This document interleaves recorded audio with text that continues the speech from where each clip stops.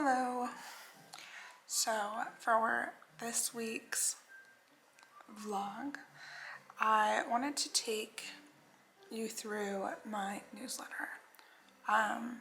This newsletter is something that I was doing every month at my old full-time job, and it was a way to check in with all the different divisions of the company just to say, like, how are you doing? Where do you need support? Are you feeling supported? And then I would give them things to do around New York that you can like see, eat, hear, anything, just to like get work off the mind. And it was really well received, and so I wanted to continue doing that, and opened it up to the public, of like my followers on Instagram, which is not very many. I think I have like 18 total subscribers to the newsletter right now, so it's like a lot more than I thought I would have, but I'm pretty stoked on it. If you want to be a part of it, you can DM me on Instagram or comment below and I can put you in. It's really just like a way for me to connect with my community, in person and online. And so for February of 2023, my newsletter was all about community, how to nourish it, how to grow it. And specifically for this newsletter, I was talking about an in-person community, not so much an online or anything like that, because I think it's important for us to put our phones down and focus on our friends and focus, like, even if they're social media friends that you have, like, let's have a conversation without that for a second and just like talk about what it means to nourish a community or give back or do all that. So I start off and I say, deep breath in, deep breath out. I ask how the year is going and have you stopped being so hard on yourself yet? And as we enter into the next month of 2023, one question: what does a community look like to you? And there are some images in the newsletter that I'll include here. The definition is twofold: a feeling of fellowship with one another or a group of people living in the same place. Tending towards the first definition, I've always found a community to be evolving, never stagnant, and this can be encouraging and consistent, but can also be incredibly chilling. I sometimes have trouble with change and get anxiety when my routine or my schedule changes because it takes a while to like adapt to it. And while I love that a community, there's ebbs and flows of all of it, and like friends go out and new people come in, it is still a chilling thing for me, that I'm still learning. So this newsletter is a very refreshing way for me to engage with you guys. Nonetheless, it does not fulfill our human need for connection, as much as I would like it to.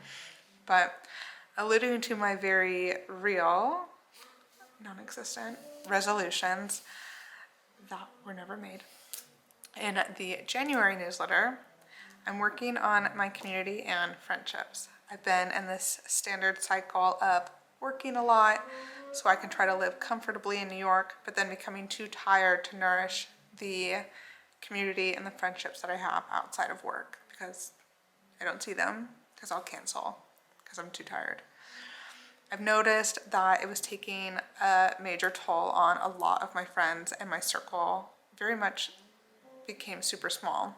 This also like coincides with COVID and people moving out of New York and just like losing touch with friendships because, you know, you just have a realization that the friendship isn't good. And so while I do love the few friends that I have, I would like to develop more closer friendships. So this year I'm really trying to welcome old and new people back into my life because it finally clicked in me that none of nothing I'm doing, all of the work that I'm doing to like further my photography, further myself, means nothing if I'm alone. And like people always say it takes a village to raise a kid. It's like it takes a village at every stage in your life, you know, to be safe and be a healthy person. I think it's almost like fundamental to have a good community, a good group of people around you that inspire you, that support you. And of course, that's a lot easier said than done. But I'm learning that right now. And being a world-renowned photographer holds absolutely zero weight without the community that helped me get there. So I will continue to send out this newsletter as a way to share what I'm struggling with, inconsistencies that I'm facing with myself, and of course update you on all things New York. So as some of you know, I'm newly freelance, and sometimes those inconsistencies mean that I'm not as productive as I should be, you know, even personally, like with personal care or working out or whatnot. Like, I'm not a robot, so some days I'm better and I do a 16 skincare routine, and some days I don't. So, and then I have another photo right here. So now that key has turned, lots of research has been done on how to nourish a community. It has always been taught that giving back to the community is an absolute to life. And however, after moving to a city that has thousands of smaller, intricate communities, the idea felt distant and intangible. I am originally from a very small town in Idaho, and in high school and middle. Okay, my battery died on my camera, so I had to charge it, and it's been a few days since I recorded that last one. So, just to get back to things, we're talking about my community, right? Your community, how to nourish, how to grow. And I was taking you through my newsletter that I write. It's once a month. There's no spam or anything, and I would love for you guys to give me your emails or write in on what you would want to talk about. So I was saying that the way that I was nourishing my community during COVID, kind of like after COVID, was pretty damaging to my friendships, to family members, to colleagues at work. I wasn't really taking the time to nourish any of those avenues, and therefore wasn't nourishing myself and taking care of myself. And so my circle became very small because like, who would want to hang out with someone that like doesn't give a shit about you, and like doesn't like say that, or I would always say that I loved my friends and I wanted to hang out with them, but then I like couldn't make the time to show up in that way and support them in the way that they needed in person. You know, like COVID is dwindling down. This was in like 2021. COVID's dwindling down, and you want to see your friends again. And I think a part of me was so stressed of like trying to find a job, trying to find any type of work, that I was like working, not able to nourish anything else. And this has been going on since COVID started, and it's now February 15th, 2023, and I'm just writing this newsletter realizing that now that I don't have to work all the time in fear that we're gonna go into another pandemic, and I don't have to distance myself from friends in fear that they might die or leave New York or anything. Like, humans and the relationships that we have with like our income, our work, our colleagues, our friends, our family, it's so more diverse or complicated, or I guess I should say like intrinsic than just like, oh, they were rude, so I no longer talk to them. You know, like your friends exist in and outside different planes, and they don't have to be right in front of your face for you to be friends with them. And that is something that I'm really learning. But also learning, like, I would cancel on friends because I didn't feel like I could be at the hangout 100%, which in the past felt very notable to me of like, I really want to give them 100% of my energy and time, like whatever. And I'm learning today, it's like that human connection, that closeness, it's not a business meeting like that with your friendships or your family members, you know? I think today people just want to feel close to other people. And so inviting people on errands, to grocery store, like just to go on a walk has been so amazing for like the transformations of my friendships. And I'm still learning. I'm like always learning. But I think that that has actually like really helped me a lot. So that's what I was saying then and clarifying now. And that none of it means anything if I'm alone, right? We all know this, like being the Bella Hadid of photography, it means nothing without people to share the joy with you. Like, hello. So,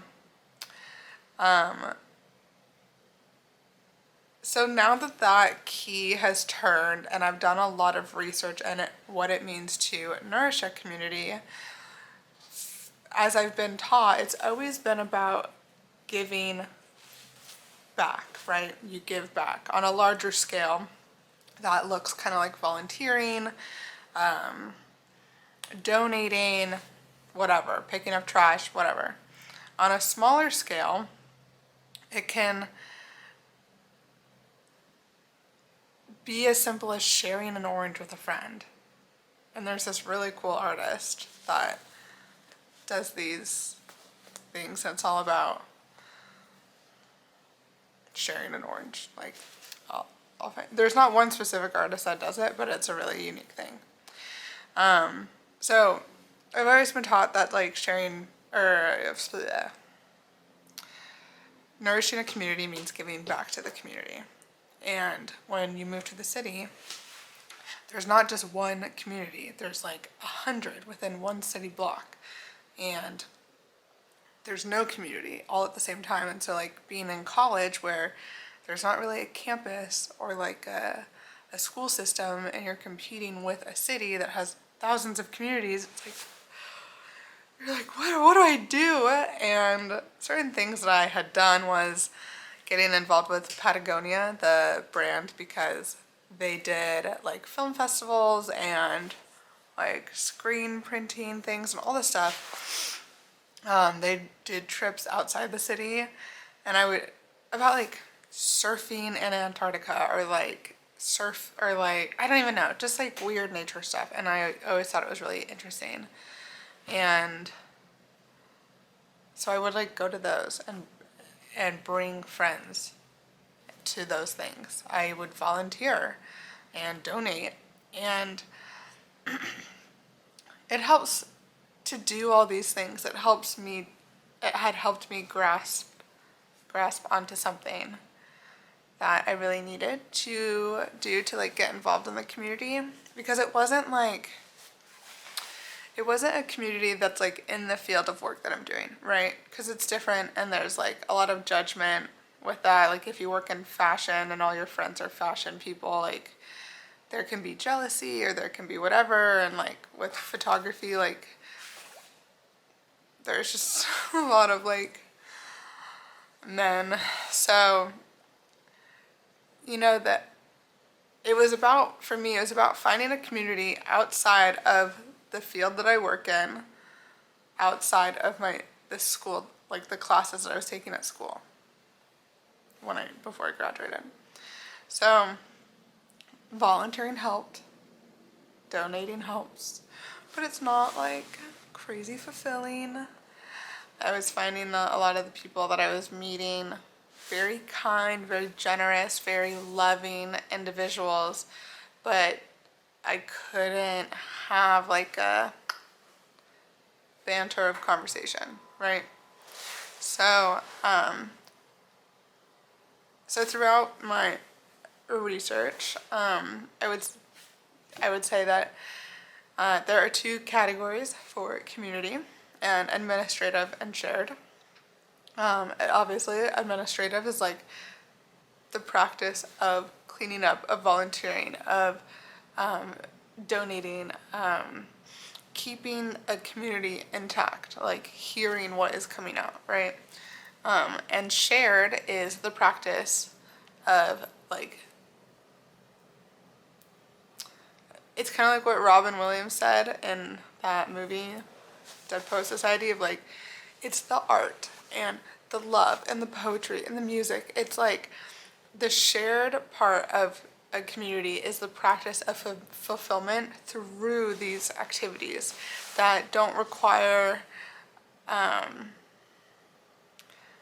like you to be someone else to be there. It's just based on your own personal interests, and you make friends or relationships through those avenues. So one of those things, like a very common one, is like a drink, going to get a drink. Like that is something.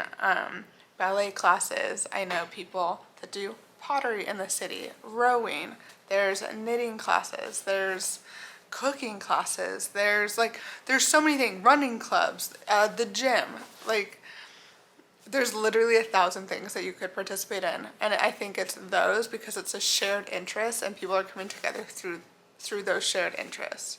And that is really amazing. And the root of either definition is that it's grounded in the interaction of others. So having those meaningful human connections is what I had been striving for, got scared of, and am continuing now today to strive to those. Because we no longer have to be afraid of infection or disease to that level. And it's okay to be close with one another, and I'm learning that. So these are things that I talk about in my newsletter, and they're really fun. And then one thing, like I kind of end the newsletter by talking about things that you can do in your shared community. Events, movies, you can read, you can go to art galleries, you can taste the amazing whatever I have this month, I say currently. So you can watch Lost in Translation. One of my favorite movie theaters in the city is Metrograph. I just think it's such like a divine experience in so many ways. I find it better than like Nighthawk or other movies you can like sit and eat at, because I don't find the food to be so delicious. But Metrograph really offers a unique experience to a traditional movie theater, and I really love that. So Lost in Translation, and they have a ton of movies. It's not always what's out and current. It's different based on the month, if there's a holiday in that month. So like I'm sure they had something for Valentine's Day. Metrograph. It's in Lower Manhattan. Another one, the sun is really breaking. So then I have people offer like to read. So I chose Aperture's article.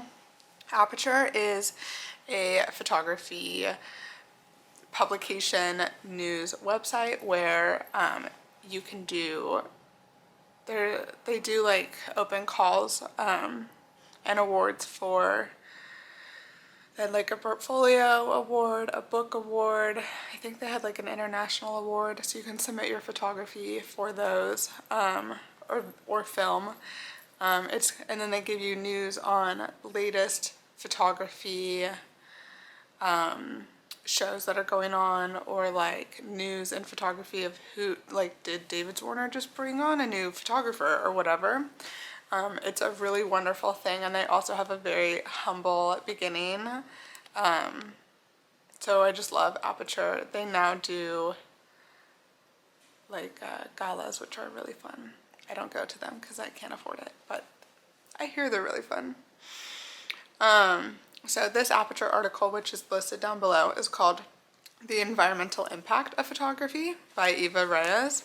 And I read it. I thought it was a very interesting take on photography because photography, film versus digital, obviously film has a higher environmental impact than digital photography does over a long-term basis. And it's a really interesting thing to talk about because it's a memory, like, if it's the same thing with like digital books, like a Kindle, you know, it's like or digital art, it really takes away that tactile feeling of it. So if you're trying to be more environmentally friendly, does that mean that photo paper is changing? Is there an organic, compostable type of photo paper? No, it's probably not a thing. One, because if you're making a print on a certain type of photo paper, you would want it to last 50 to 100 plus years. A lot of the current like technology of paper, of film photography, of digital photography is still pretty new. I wrote a thesis on this, but it's still pretty new. So we don't have like exact answers, but it's a great article. Eva Ríaz does an amazing job at detailing out what the issues are, how to combat it, and like, I think it's really great. To view is the Ronald S. Lauder Collection at the Neue Gallery. The Neue Gallery is my personal bread and butter. It's located right between the Guggenheim and the Metropolitan Museum of Art up on the Upper East Side. And it's a personal family's home that has been donated and converted into a gallery space. A lot of their work throughout the years always reflects a very like textile art or textile like objects kind of thing, and it's really quite wonderful. They have a cafe on the ground floor that's beautiful. Highly recommend. I think if there were one place in New York that I would love to get locked in, it's that place. To taste, this is probably like a little like duh, but Dante's, they have like 3 locations in Manhattan. Their Negroni is amazing. It's on the sweeter side, so if you love early dry and kind of bitter Negroni, do not order it or ask for less sweet, I guess. But their West Village location, as well as their MacDougall location, which I actually like more than the West Village, is quite wonderful. Their espresso martinis are also really good. Listen to The Rat by The Walkmen. This song, it's just so good. I had seen a TikTok or like a YouTube commercial of Maggie Rogers talking to someone about this song, and the way that he talked, it just makes sense. Like, the song is just good. So yeah, so like get into it and live life. That's it. That's my newsletter. Oh, no, it's not. After I give you what's currently available in the newsletter, I then give you my hot or not list. And a few, like, I don't hold back. I think they're funny. I also get offended by my own response, but like on the not list was gaslighting yourself, or hot list is gaslighting yourself into taking an Uber. Not list is gaslighting yourself into liking your boss or your job. Decaf lattes are on the hot list. Noisy people are on the not list. Noisy bitch. Ferry boat dates, hot list. I'm talking Grey's Anatomy level. I want chivalry. Bar dates, not list.